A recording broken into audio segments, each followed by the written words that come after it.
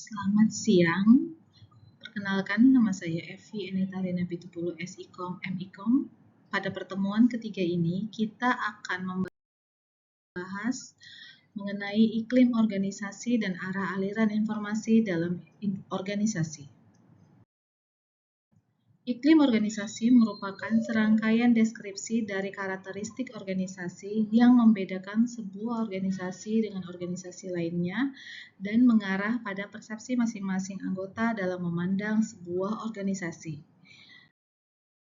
Selain itu, terdapat dimensi iklim organisasi menurut Litwin dan Stringer, yang mana yang pertama yaitu responsibility atau tanggung jawab. Kewajiban seseorang untuk melaksanakan fungsi yang ditugaskan dengan sebaik-baiknya sesuai dengan arahan dan tingkatan sejauh mana anggota organisasi bertanggung jawab terhadap pekerjaan yang telah dibebankan dari sebuah organisasi ataupun perusahaan ataupun instansi. Dilanjutkan dengan yang namanya identitas. Identitas merupakan perasaan memiliki terhadap perusahaan dan diterima dalam kelompok. Dilanjutkan dengan warmth atau kehangatan.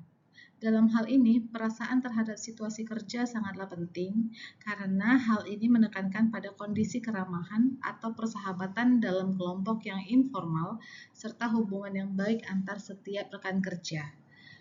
Selanjutnya dikenal dengan support ataupun dukungan, yang mana support dan dukungan ini adanya interaksi antar hubungan sesama rekan kerja, perasaan saling menolong antar manajer dan karyawan, dan dukungan yang saling membutuhkan satu dengan yang lainnya mengenai suatu pekerjaan yang telah dibebankan oleh setiap anggota organisasi. Selanjutnya itu ada konflik. Konflik ini merupakan suatu pertentangan atau perbedaan pendapat antara bawahan dengan pimpinan dan bawahan dengan bawahan. Hal ini dilihat dari kondisi di mana manajer dan para pekerja mau mendengarkan pendapat yang berbeda. Kedua belah pihak yang bersedia menempatkan masalah secara terbuka dan mencari solusinya secara bersama-sama untuk dapat menghindari suatu konflik. Ada beberapa faktor yang mempengaruhi iklim organisasi. Yang pertama, manajer atau pimpinan. Yang kedua, karyawan. Yang ketiga, kelompok kerja. Dan yang keempat, merupakan faktor organisasi.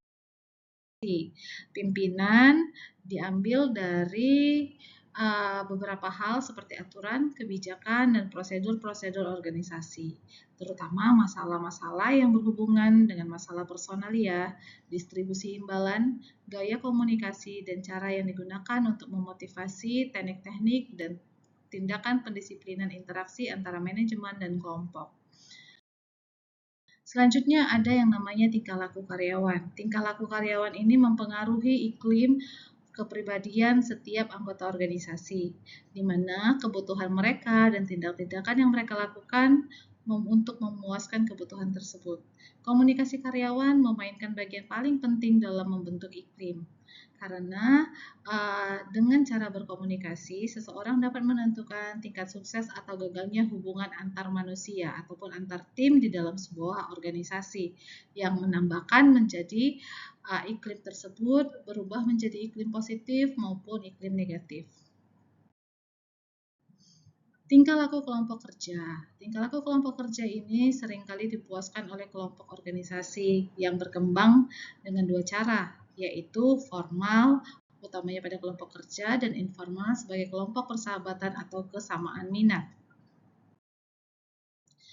Faktor eksternalnya dapat kita lihat contohnya yaitu dalam perekonomian dengan inflasi yang tinggi, organisasi berada dalam tekanan untuk memberikan peningkatan keuntungan sekurang-kurangnya sama dengan tingkat inflasi.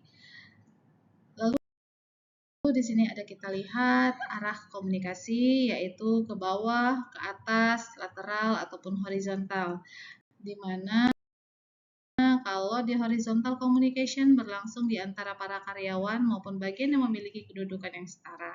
Dapat kita lihat fungsi arus komunikasi yang pertama secara horizontal memperbaiki koordinasi tugas, upaya pemecahan masalah, saling berbagi informasi, upaya pemecahan konflik, dan membina hubungan melalui kegiatan bersama.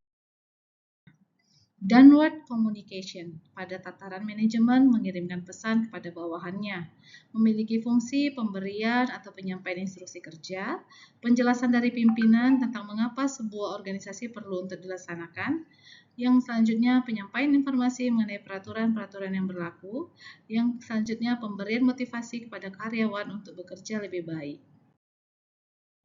Upward communication atau bawahan mengirim pesan kepada atasannya memiliki fungsi atau dapat dilihat seperti penyampaian informasi tentang pekerjaan atau tugas yang sudah dilaksanakan, penyampaian informasi tentang persoalan-persoalan pekerjaan atau tugas yang tidak dapat diselesaikan oleh bawahan, selanjutnya penyampaian saran-saran perbaikan dari bawahan, penyampaian keluhan dan bawahan tentang dirinya sendiri maupun pekerjaannya. Dari penjelasan mengenai iklim organisasi dan arah aliran alur komunikasi, dapat disimpulkan bahwa di dalam organisasi atau perusahaan kita perlu menyadari bahwa dalam menyampaikan komunikasi yang baik, kita harus mengetahui dengan siapa kita berbicara agar penyampaian pendapat